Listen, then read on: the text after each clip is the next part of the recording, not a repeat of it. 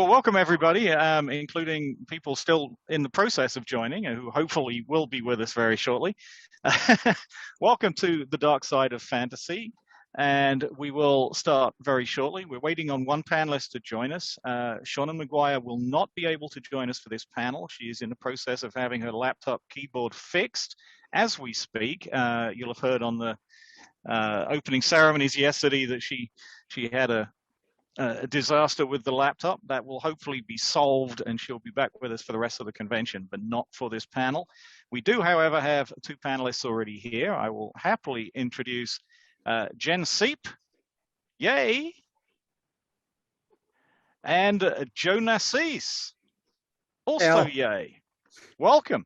So we should kick off by asking you to introduce yourselves and tell us a little bit about you, what you do, and why you're on a dark side of fantasy panel. After you, Jen.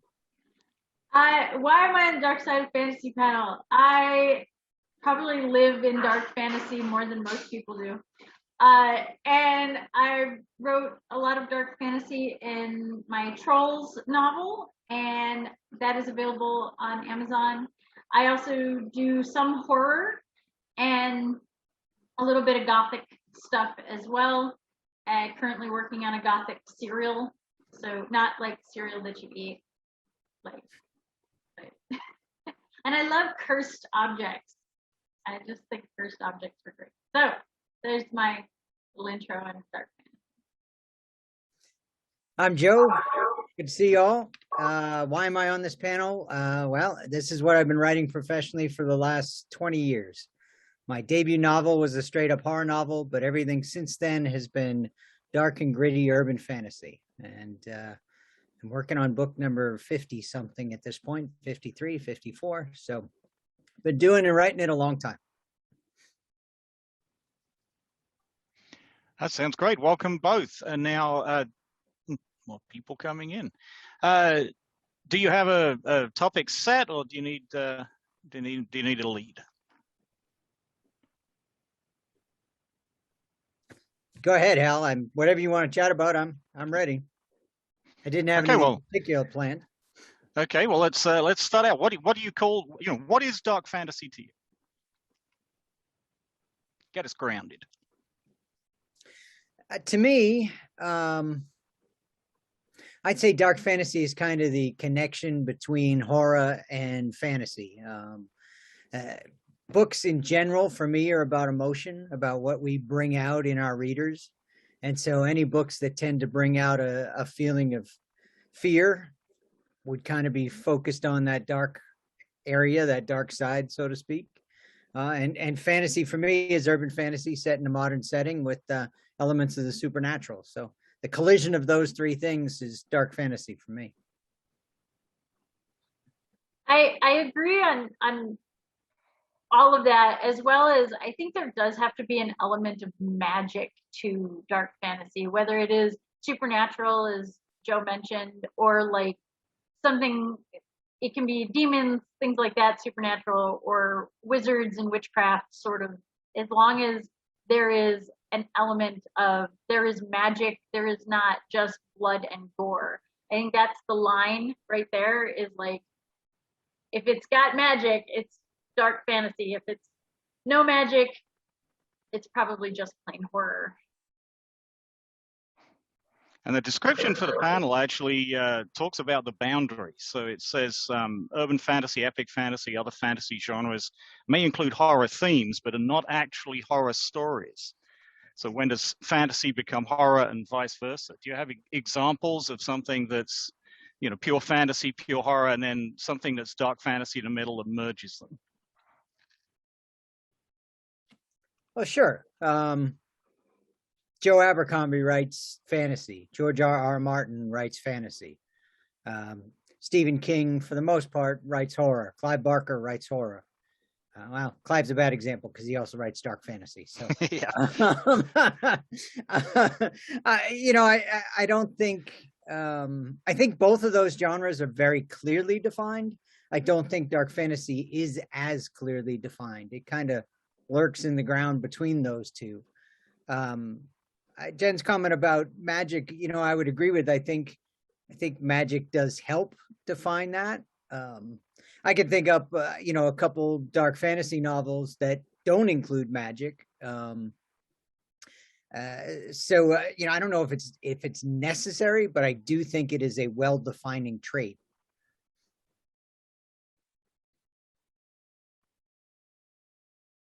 And curses.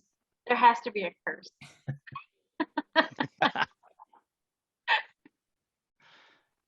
Charles Grant, who wrote, I guess, horror and dark fantasy, he called dark fantasy a type of horror story in which humanity is threatened by forces beyond human understanding, which I guess is a good way to describe curses, but also other things.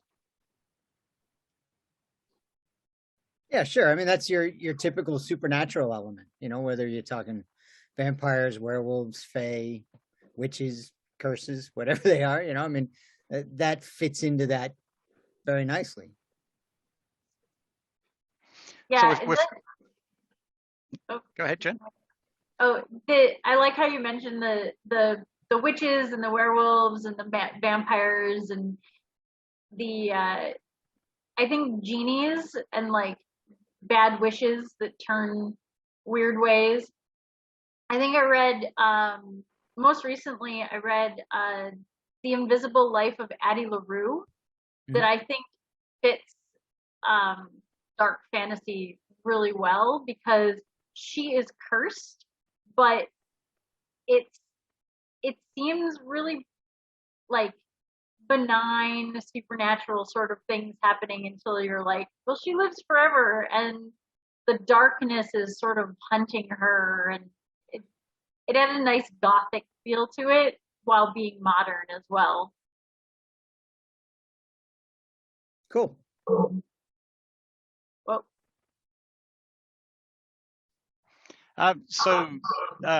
fantasy, we you just hear the word fantasy, you visualize names that you mentioned and others. Dark, it could be anything. So is there a particular type of dark that comes in? Has it got to be dark? Is it, this grim dark, dark fantasy? I mean, where do we verge off into other genres? I mean, there are so many nowadays. Well, I think the first thing to remember is a genre is just a marketing tool. A story is a story, and we define them as genres more for the publishing industry than anything else because it gives them a box to put the story in. I think authors in general run into difficulty when they write things that don't fit into neat little boxes. I have a series called The Great Undead War, which is a World War I alternate history zombie steampunk series. And HarperCollins kind of went, like, what do we do with that? And it took a lot of conversations to get their marketing department to understand just how to push that particular series. So they're just tools. For me, I think dark fantasy, urban fantasy blend together very nicely into each other. I don't really define a difference too much between the two. But I'll draw a line with horror. Horror and dark fantasy are different because horror is specifically about trying to drive an element of fear, where dark fantasy is driving both fear and wonder at the same time. So that kind of creates a line between them. that's a beautiful way to put it. I like that. It's fear and wonder at the same time. You're like, we're going to scare the crap out of you, but you're going to love it. Right. You're going to want to see what's in the dark. Yes. I think Lovecraft stuff is very much that sort of dark fantasy. And the Brothers Grimm, if we go all the way back to Grimm fairy tales, like the original ones, not the ones Disney has gotten a hold of, where people are cutting their feet off so they can fit into shoes and birds are pecking out eyes. And while your wishes are granted, there's always something nasty that kind of comes with it. And what is the price you pay? Because magic always has a price, kind of thing. I just finished reading a trilogy of novellas that I think were just absolutely fantastic dark fantasy by Caitlin Kiernan. I can't remember the name of the series now, but Black Helicopters and the Tyndallis Effect were two of the three books. but you know, I mean, like Clive Barker, like Neil Gaiman, she's a fantasist at heart, you know, and what I think puts her into the dark fantasy camp is that it's not happy-go-lucky, you know, unicorns and rainbows. I mean, it's fantasy with an edge to it. It's fantasy that you know, wants to pull us into the shadows and devour us rather than run through meadows and chase, you know, little fairies. Hey, Yvonne. I'm sorry I'm late, guys. I'm sorry. So, you know, I think the darkness is a real defining element. I think it's the thing that sets it apart from the rest of fantasy. I mean, I don't think you can confuse dark fantasy and epic fantasy too much, you know. They don't merge together in my world, at least. Welcome, Yvonne. Thank you. I'm very sorry I'm late. Well, you are here. That's what matters. And we have Jenn and we have Joe. We do not have Shaunan because she's having her laptop keyboard fixed right now. But that's right. I remember. Yeah. Mm. So we do have the three of you. Do you want to quickly introduce yourself and tell us who you are, what you do, and why you're here on the Dark Side of Fantasy panel? I'm here because you guys assigned that to me. I'm Yvonne Navarro. I write darker fantasy, horror novels and stuff and stories, and there you go. I've been writing them for a long time, and I'm just not going to tell you how long, so take that. Well, welcome. We're talking about obviously dark fantasy, but where it fits, you know, when it's too much horror, when it's too much fantasy, when is dark fantasy. And Joe was just bringing up some fantastic comments and said that I think the bit that sticks with me is that horror's there to make us feel fear, whereas dark fantasy may well do that, but also makes us feel wonder. And I'm wondering, is that why dark fantasy showed up when it did? Because we started to read and watch horror and empathize with the monsters, and suddenly the bad guys were the people we cared about? Well, I don't know if we've just suddenly started to empathize with the monster. I mean, look at Frankenstein. I always felt bad for him. I always thought he had the really short end of the stick there.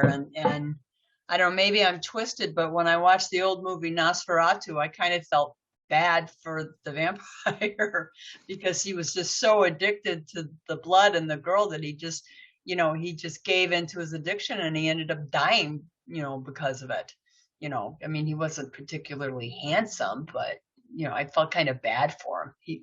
He was like a child just holding on to that comfort,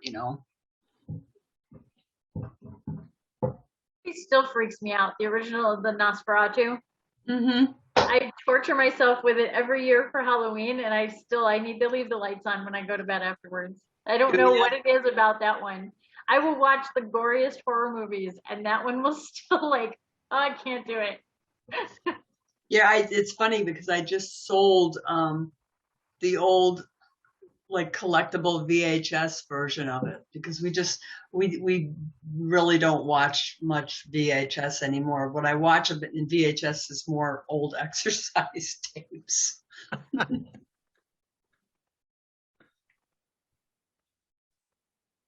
Some might see exercise tapes as horror, but yeah, that I do. Yes.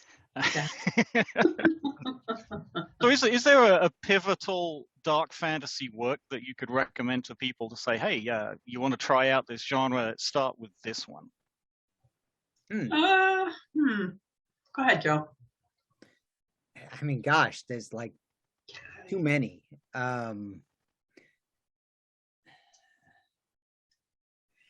I'm drifting back to some of the authors I've already mentioned. Damnation Game by Clive Barker would be one.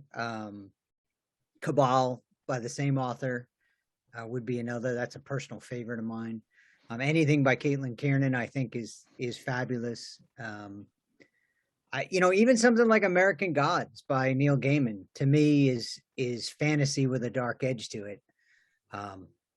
And I'm referring to the book, not the television series. I like the television series, but the book was far better. But those are some that just immediately come to mind.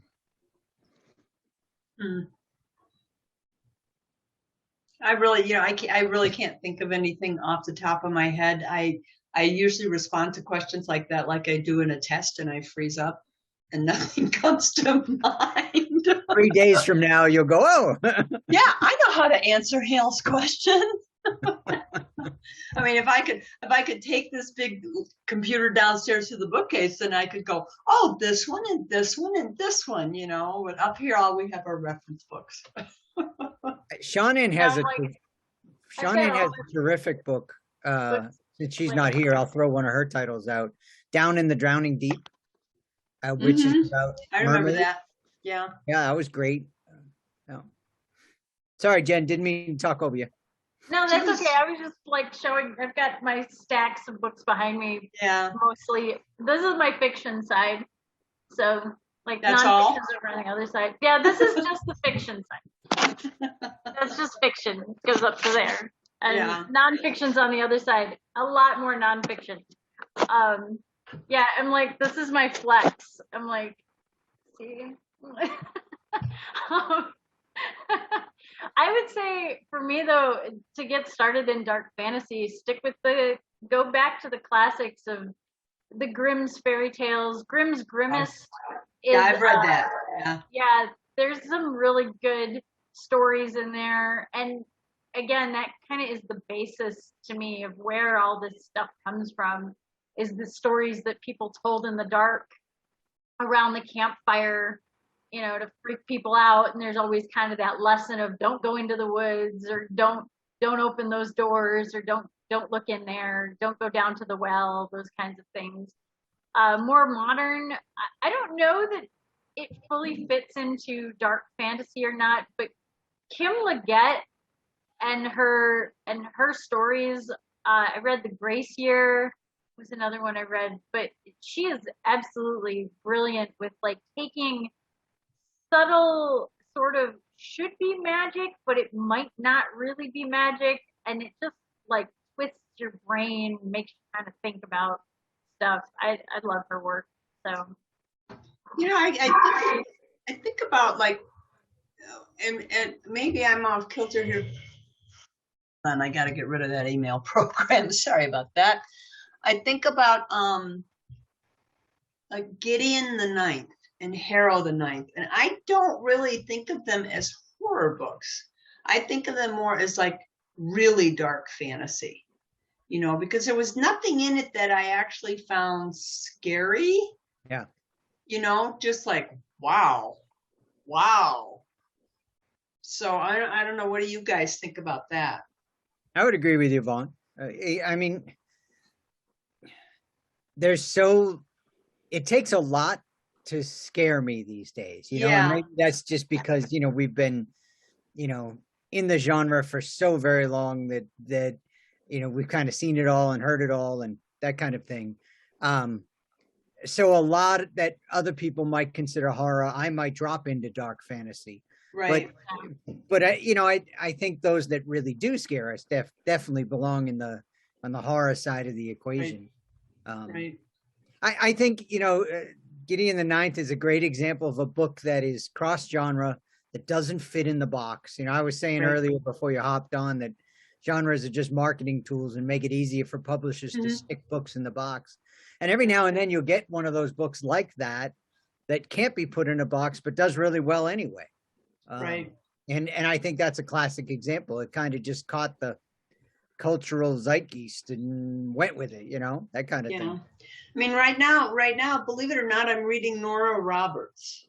Mm-hmm. She has this is a trilogy. It's called Chronicles of the One or something. Anyway, did you read that? Yeah, I think of that as classic urban fantasy. Yeah. Yeah. Well, I think of it as dark fantasy because basically, so many people die in it, but it's not. It's not particularly frightening to me. It is horrifying in a way, but it's more dark fantasy. I mean, you have the magic and stuff like that. I mean, to frighten me nowadays, it really has to be people, or it has to be like modern day people, or it has to be the great unknown. I mean, the simplest things the simplest thing is coming into your house at night and the doors open that much in the front and the lights won't come on. Tell me that's not frightening. Right. You know? Yeah, I'd agree. What scares you, Joe? I had COVID last year and lost my ability to write.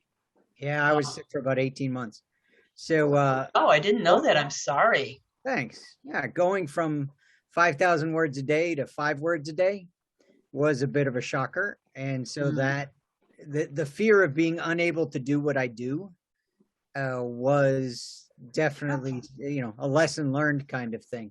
Yeah. But I agree with you. You know, I mean, I've got 4 kids. So anything that threatens kids, threatens family, things like that, those are far more scary to me than, you know, the demon who steps out of the fireplace and wants to offer me 3 curses, Jen. Yeah. I guess it's, to me, I guess what's scary about the aspect of the magic side of it is that great unknown, like Yvonne mentioned, is that it's like with people, to some degree, there is mortality there. You can take down a person. Some way, somehow, a person can be taken down. You can defeat that. But when it comes to something that is supernatural or you know, paranormal in that way, it's like, well, what is the answer? What is Rumpelstiltskin's name, kind of thing? How do you work around that? And it's that aspect of it. It's the boogeyman under the bed.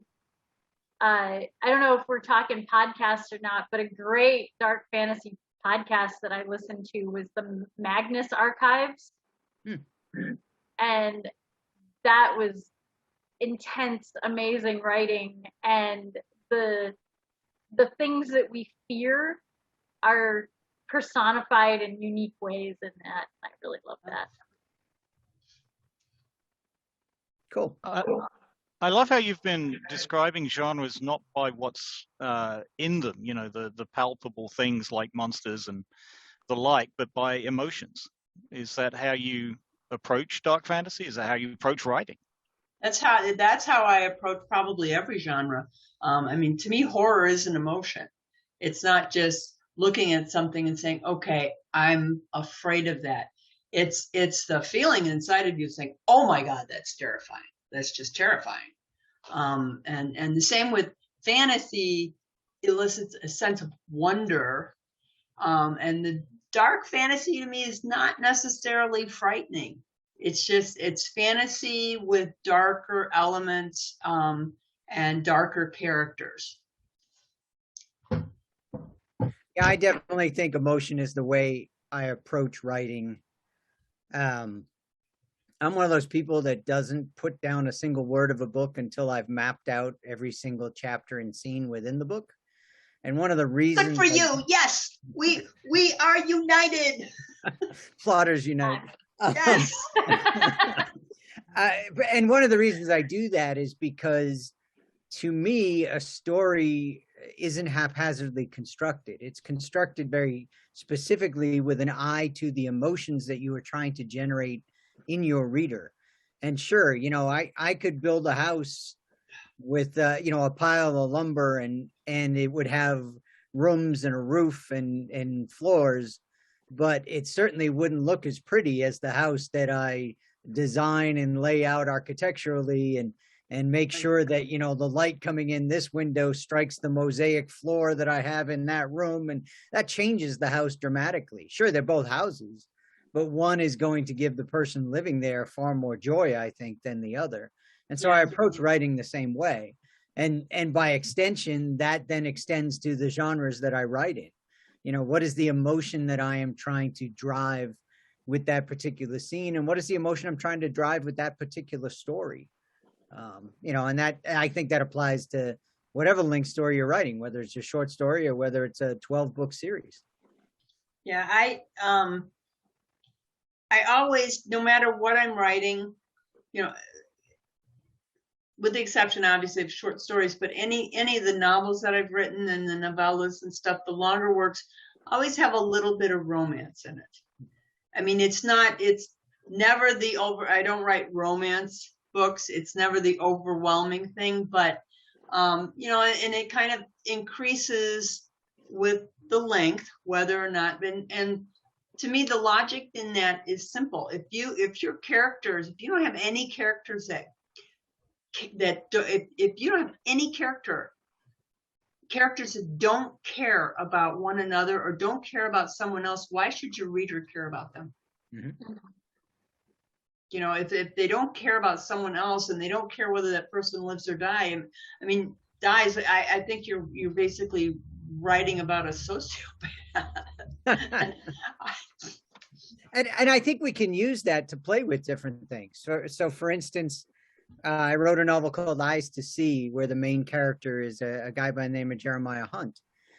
And Jeremiah was intentionally written so that the reader would not like him at the start of the book. And the story was an attempt by me to see if I could take an unlikable character and make you like him by the end of the story. And that's all about driving empathy and, you know, why is he the way he is? And as a reader, can we feel for that guy and can we put ourselves in his shoes and those kind of things? And it's been one of my most successful books to date. So, you know, I think playing with that emotion is a real key. And I think you're right, Yvonne.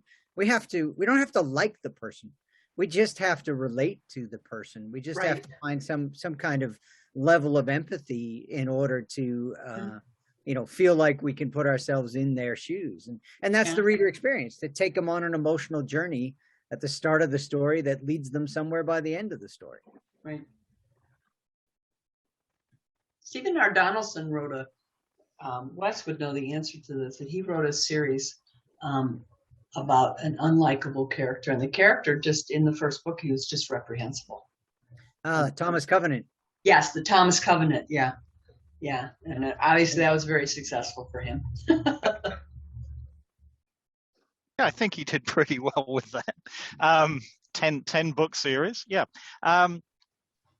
You mentioned dark fantasy being a marketing term, Joe, and you know, you're absolutely right. But does that constrain you at all when you write? Because you mentioned that pretty much everything you write is dark fantasy, and Yvonne, you said the same. Does it constrain you? Do you find that you have to conform to what the publisher wants you to write? No, I'm writing at this point in my life. I'm writing, or at least trying to write what I want. When I wrote Highborn and Concrete Savior, the Dark Redemption series that never turned into a true series, alas, but when I wrote Highborn, I wrote that for myself. I didn't know what genre. I didn't even set out to write a horror novel or dark fantasy novel or fantasy novel. I had this idea in my head, and I said, this is what I'm going to write about. And actually the whole idea came from a painting by Wayne Barlow of a fallen angel contemplating a glowing white feather of what she used to be. And I wrote the entire novel, start to finish, and that was what I wanted to write. And it was the publishers and the agent or whatever who called it urban fantasy. To me, urban fantasy just means it's set in the city. This was dark fantasy. This was a fallen angel trying to survive on Earth and actually trying to learn how not to be a fallen angel, but to learn to find empathy for humans so that she could find redemption. And I was like, it's what? Urban fantasy? What's urban fantasy? You know, and I write what I want at this point. You know, with the exception of the occasional tie-in, the fiction is just, it's going to be what I want to write. Any novels I do in the future or finish in the future that I've started, this is what I want to write, and I'm going to write it. And if somebody likes it enough to publish it, well, good. If not, I'll keep it myself. So there. Yeah, I'm with Yvonne 100% on that. You know, my work has been defined by various publishers through the years. Simon & Schuster called it horror. Later, they called it a supernatural thriller. HarperCollins has called my stuff urban fantasy or contemporary fantasy. You know, marketing. Yeah, I mean, that's all it is. So when I sit down to write, I sit down to write the story I want to write. I'm not worried about the box it's going to go in. And frankly, these days, you know, I'm 50% published through New York and about 50% published through my own publishing house. So I'm not constrained any longer by the box a publisher wants to put me in. I've reached an audience. That audience will read what I write, and hopefully they'll continue to read what I write for the rest of my days. And so I'm not stuck with having to conform.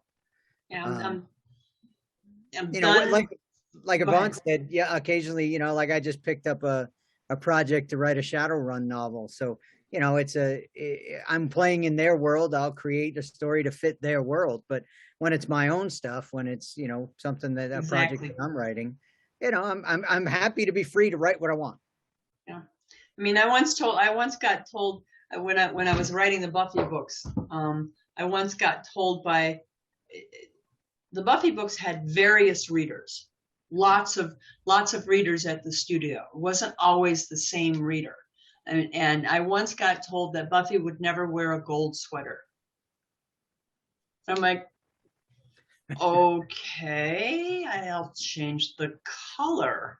Writing and by then, and then a different reader told me that Buffy had done something because Willow had helped her do it, and I was describing it wrong. And my response was, actually, no, I'm describing what I wrote in the previous book.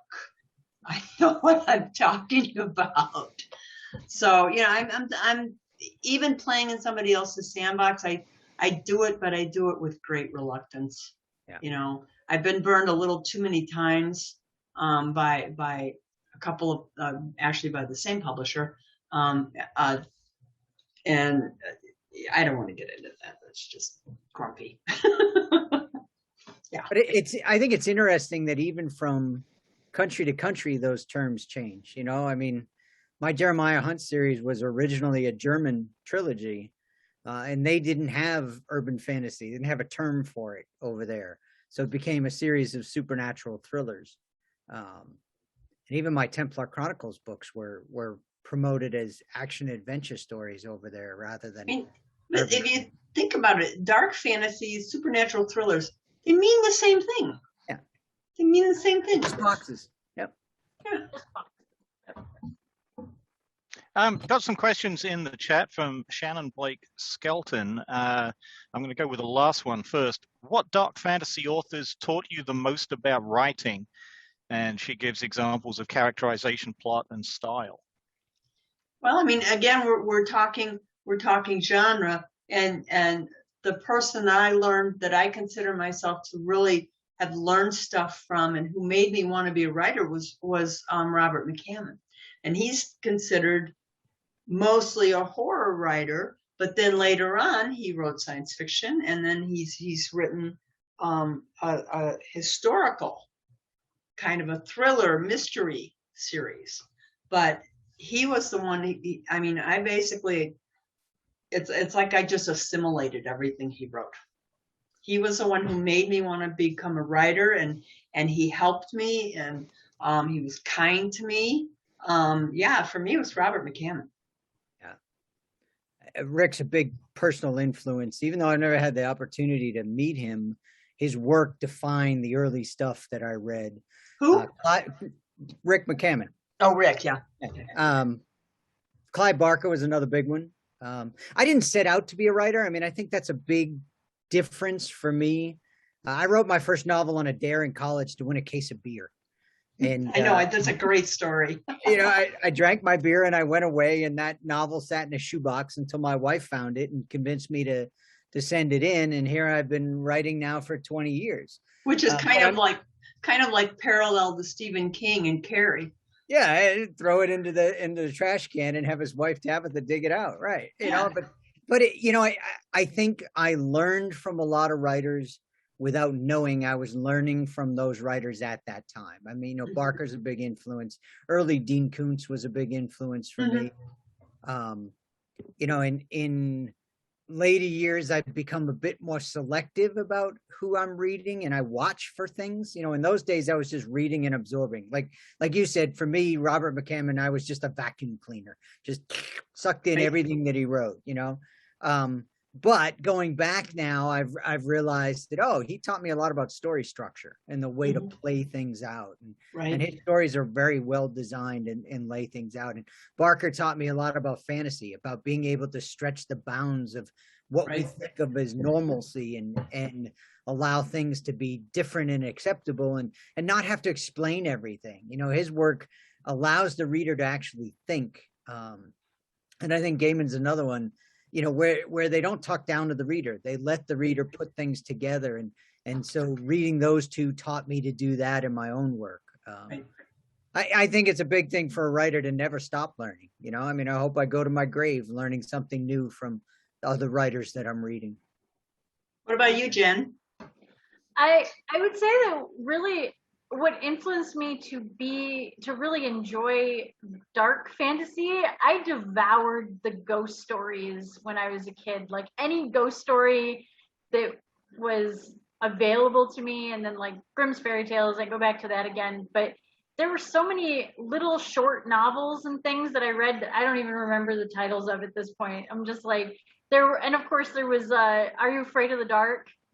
And Stories to Tell in the Dark, and those kinds of things that I read, you know, would scare myself to death with those when I was a kid. So any of that kind of stuff influenced me to just enjoy spooky stuff. I also grew up in a house that was out in the middle of nowhere, and spooky stuff and creaky noises happened all the time. So I'm like, I live in a creepy world, and so I just wrote about creepy stuff.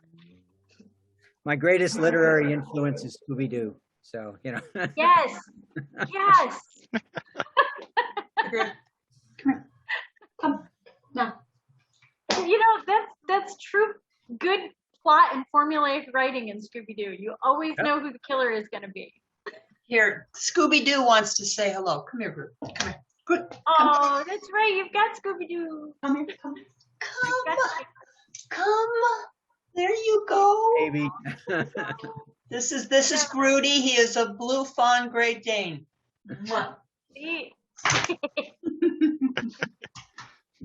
My ferret just walked past me. He's slightly smaller. What'd you say, Jen? I said I'm not going to pick up my cats and do the same thing. They'll be like, "What are you doing? Why is this happening?" I'm surprised they're not visiting though, because sometimes they'll just jump up on my lap and be like, there was I think it was in the opening ceremonies or something, or there was a cat butt that just kind of went across the screen. Feel free, everybody, to ask questions. Post them in the chat. I'll post them to the panelists. Shannon had some more general questions as well. Day-to-day discipline approach to writing. Oh boy, I am so bad. You do not want my no. Talk to Joe, he's better. I don't know. So before I got sick, I would sit down and write in the mornings, usually from 8 to noon. I've discovered by tracking my writing that I am more productive and have an easier time writing in the mornings. When I first started out, I was newly married with kids and working a full-time job. So I would write from 10 p.m. to 2 a.m. every night. And so when I quit that job and started writing full-time, I thought that was the best time for me because that's what I had been doing for 5 years previous to that. But then I sat down and I tracked word count and all that over different periods, in mornings, midday, afternoon, evenings. And it became very clear to me that I'm far more productive during the morning. So I try to do my writing in the morning, try to have lunch with my wife who works at home with me. So then I'll do email and, administrative stuff in the afternoons. And sometimes I'll try to put in another hour or two in the evening. But it varies. I mean, now I don't have kids at home, so it's a lot easier for me to just go and get work done. After being sick and after not being able to write for over a year, it's taking me more time to get back into the swing of things. I sit down and stare off into space because I can't come up with phrases and words that I'm searching for a little more often than I like, but I'm still trying to do that routine. I still try to write every day. I no longer hold myself to a word count. It's enough for me to have sat down and got something new down on the page. And so that's my daily routine. You know, it gets a little more hectic when, like this month, I have a book due at the end of the month and I'm not done. So things get a little more focused, and I write a little faster for some reason. But that's my day to day. I would say my day to day, I do have a day job as well. I work at the library. It's just sort of it's nice to be able to leave the house and go do these things. And I also teach writing classes in the evenings. But when I'm writing and I have time at home, I'm definitely a like 9:30 or 10 a.m. to about noon when like the sugar crash happens. And then I kick back up again about 2 o'clock in the afternoon. And when I am at the library, I'm usually home about 2 or 3. So like from 2 to about 6 is my big like writing push time. And I noticed that like you were saying, Joe, you track how much you can get done. I am actually way better at like that 2 in the afternoon till like early evening kind of thing. I don't know what it is about that sweet spot in the day, but like coffee finally kicked in or ran out. I don't know. I tend to be in the morning. I tend to be more towards administrative stuff. But my problem is that the administrative stuff and the house stuff wants to try to take over the entire day. And too many times it does. Now, that said, Eunice McGill and Angel Lee McCoy, who are great friends of mine, they have started an organization called Wiley Writers. And it's a great little writing organization. You should check them out, wileywriters.com. But they have Monday to Friday work Zoom sessions. And basically, they get on Zoom with each other. And I joined yesterday. And from 10 until 12, everything else is like closed up and no interruptions. And they work. And Eunice was talking about how in a month, 5 weeks, she's done 20,000 words on her next novel. And, you know, and then, you know, the idea is like, if you do this at noon, you've got the rest of the day to be guilt-free. You know, if not writing when you have a project is due, or you feel like you've frittered away the day, instead of writing makes you feel guilty, well, you've gotten 2 solid hours of writing it or editing, you know, whatever your project is. And I felt like, you know, I hadn't talked to either of them in a while. So yesterday we probably spent a good half an hour just yakking. But then we settled down to work, and I felt really good at the end of it. I was editing something, and so I'm going to be trying to stick that Monday to Friday. It means I have to get up and I have to feed the beasts early, and if there's any exercise, because exercise is something I've learned. If I don't do it in the morning, it just Doesn't happen. Yeah. You got to do it before your brain knows what you're doing. Right. So I yesterday I got up and I fed the beasts. I took a 5+ mile bike ride. I hit the showers, and I was here in front of here with a cup of coffee at 10 to 10. I was ready. I think the key is learning what works for you, and then sticking to that as a habit. You know, I mean, I mentioned earlier, I don't write anything till I've mapped out an entire book. Plenty of authors don't take that approach. That's the one that works for me. Right. I also don't write my books in order. I don't write chapter 1, then chapter 2, then chapter 3. My husband writes like that. He just writes whatever. Chapter 40 and then chapter 19 and chapter 12.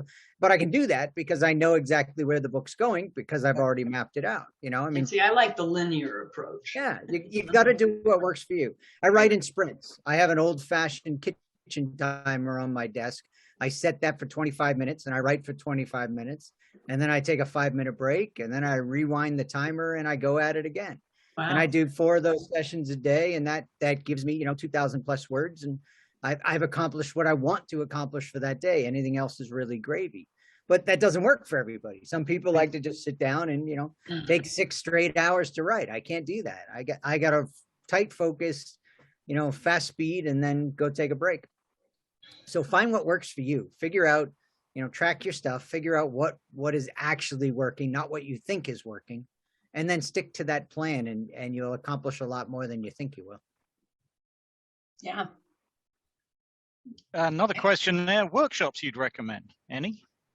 Who? What? I'm sorry. Workshops. Would you recommend any particular writing workshops? I have never been in a writing workshop. There's my big confession. I've had people who read my work for me afterwards, but I have never been in a writing workshop. I'm probably not that congenial. I've got a couple free videos out there for my story structure course, which is called Story Engines. Find them on the web. Just watch the free ones. That'll tell you a ton about story structure. I've gone twice to the Borderlands boot camp out in Maryland. Oh, how nice. How fun. Yeah, it's a 4-day, very close, intense process where they take 4 instructors and about 20 students, and you critique examples of each other's works, and then the instructors critique the work. It's very hands-on, very focused. I did it once very early in my career, and then I did it again maybe 6 or 8 years into my career, and both times were very helpful to me because they focused me on different things. What I learned the second time around was very different than the first time around. And in fact, I'd hope to go again this year, Yvonne, because Robert Mccammon was the right. The guest. I was just going to say that, and I was like, well, I've never been, but I would go for Rick. Yeah, that was my entire reason for going, was just to get the chance to meet him. COVID. Yep. But that's another great one. You have to be focused on horror, dark fantasy. They're not a sci-fi group, they're not a romance group, but that's a really great workshop. Those are the only ones I've really done. I'm going to lead with super shameless self-promotion, and I'm teaching a writing workshop starting Tuesday in Peoria. It's a 6-week class, and I think a couple of my students might actually be hanging out with us, so hello. And it's very hands-on. We look at each other's work. We chat about each other's work. I put it up on the screen, that kind of thing. As far as other workshops that I've gone to, I actually do enjoy going. There was a romance writers workshop thing, which I'm not a romance writer, but they had a lot of really good stuff on like plot and character development, things like that. You don't have to be necessarily of a certain genre to get something out of it. Right. And I would also say, check out what your local libraries have as far as like online classes and what Canopy has for streaming, because there is some good stuff in like online courses that are totally free that you can check out and look at as long as you have a library card. So this is me shamelessly promoting my stuff and the local library. Well, Okay, response to that in the chat is the Peoria workshop online as well? It's in person. It is an in-person workshop. Yeah. Okay, sorry, Yvonne. I was just going to say I'm not that, unfriendly. I have been successful at taking painting workshops. Anybody has a question, please ask it in the chat. If you don't know where the chat is, just move your cursor down to the bottom of the Zoom session. You should see the chat button, and that'll open up. Ask your question in there, and as some hopefully come in, I'll hopefully not spoil your day too much by pointing out that COVID prevented you from meeting Rick Mccammon at Leprechaun last year. He was going to be the author guest of honor. We were going to go, yeah. Well, I've met him plenty of times. I was co-presenter to his Life Achievement Award from the HWA. One question, what book, I presume of yours, would you recommend for someone who hasn't read any of your work? I would recommend my Firstborn, After Age, a nice solid vampire novel. For me, it would probably be Eyes to See, the first of the Jeremiah Hunt series. I would say, even though it is a young adult or youth novel, Trolls is dark and fantasy and creepy, and kids fight dragons and dragons fight witches. And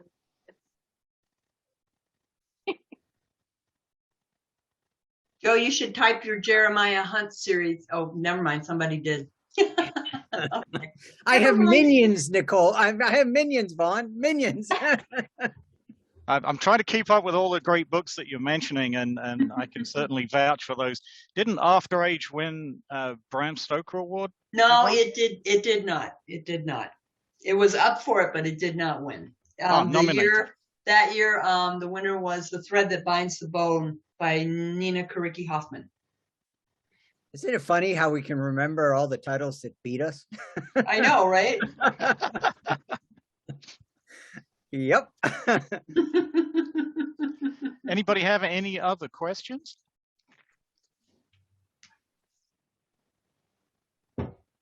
Yeah. Well, as people hopefully type something in, I'll let you explain what you're doing next, what you're currently working on, what's coming out next, and also what are you doing next at CoKoCon this year? Oh, well, right now I'm working on a media tie-in novel with my husband, Weston Oakes, who's, you can see his face down there. Where is the calendar? Next up, I have at 4:30 today, I have a Married with Deadlines COVID edition, also starring my husband as well as Jeff and Marcy Marriott. Yeah, and Wes and I are working on a novel together. It's a tie-in, and that's all I can say about it. Sorry. I want to paint too. And I'm also trying to get I've got the rights back to Highborn and Concrete Savior, so I'm trying to get those back in print. Oh, good for you. For you. I am in the midst of a trilogy of original audio titles for graphic audio. The series is called The Midnight Project. So I'm working on that. I'm working on a novella for the Shadowrun RPG. And then I'm in the midst of book 14 of my Templar Chronicles series. Gosh, 14. That's amazing, Joe. That's just amazing. I will be. Oh, Joe, where are you going to be next for CoKoCon? You didn't say. Oh yeah, I didn't say that. So I've got a panel tomorrow in the morning. I think it's 11:30, which is about anti-heroes, and then I've got one in the evening at 7. I think it's called Kids with Bikes. Not even sure what that one's about, so I have to go figure that out. But I'll be at the anti-hero one. Well, I'm excited about the Kids with Bikes one. I'm not in it, but I'm probably going to go watch it because it's the like Stranger Things and Stephen King and. Oh, okay, that'll be fun. Yeah, I'm like that's my kind of thing too. The next panel I have today isn't until 8 o'clock tonight, so stay up late. It's the Badass Women of Sci-Fi. Yes, I'm excited about that one. I got a bunch of Badass Women panels this weekend. And then what am I currently working on? I am testing out and playing in the new playground of Kindle Vella, which is serial stories on Amazon. And I have 2 stories out. I have The Ideal of Roses, which is Gothic. So it fits, I think, in dark fantasy. There is a little bit of magic-ish to it. And I'm revisiting my pirate story, the pirate novel that I had, and extending it into basically like an unending series and seeing how that goes. And I'm working with Bob Frank again for the second book in the Cloud to Cloud stories because we thought we were done and we are not. So. Fooled you. Yes, we're like, oh, but wait, we could write this now. So yeah, I'm like, it wasn't meant to be 2, but we'll see what happens now. Now, all of those books that all 3 of you mentioned are available pretty much anywhere, right? Amazon, brick and mortar stores, the usual places. It will be, but it's not finished yet. Yeah. Other than the Kindle Vella stuff, that's only available on Amazon. Makes sense. And one quick question for Yvonne: how will you republish your work now you have your rights back? I'm really fond of Crossroads Press. Dave Wilson, he's become pretty big in publishing. He's on Amazon, and he pays something like 80% of the cover price as royalties. Oh, and wow. I'm very fond of that. Now, he doesn't have a whole lot of marketing, so you really need to do that yourself. But over the years he has hired David Dodd to do covers, and David has become quite good at covers and branding. If anybody looks up After Age, which is a very dark vampire, it's an apocalyptic vampire story, and the reprint, you will see one of his fabulous covers. When he showed that to me, I was like, wow, look at that. And it will definitely, if it's on a bookshelf somewhere, it will definitely catch your attention. So he's and they proofread, and Highborn and Concrete Savior, we're working on it now. Things are going a little slow because we both have things going on, but eventually we will get there. Excellent. And we are pretty much out of time. No, I'm not leaving. So thank you all for attending. Thank you, panelists, for presenting. Do you panelists have any final words? Have a good day. Being here. Yeah, enjoy. Thank you so much. We'll see you around the rest of the convention, and everybody go buy their books. Take care, all. Bye. Thanks for coming. Sorry I was late again. No worries. No worries. We're glad you're here. Thanks. Bye. Bye. Bye.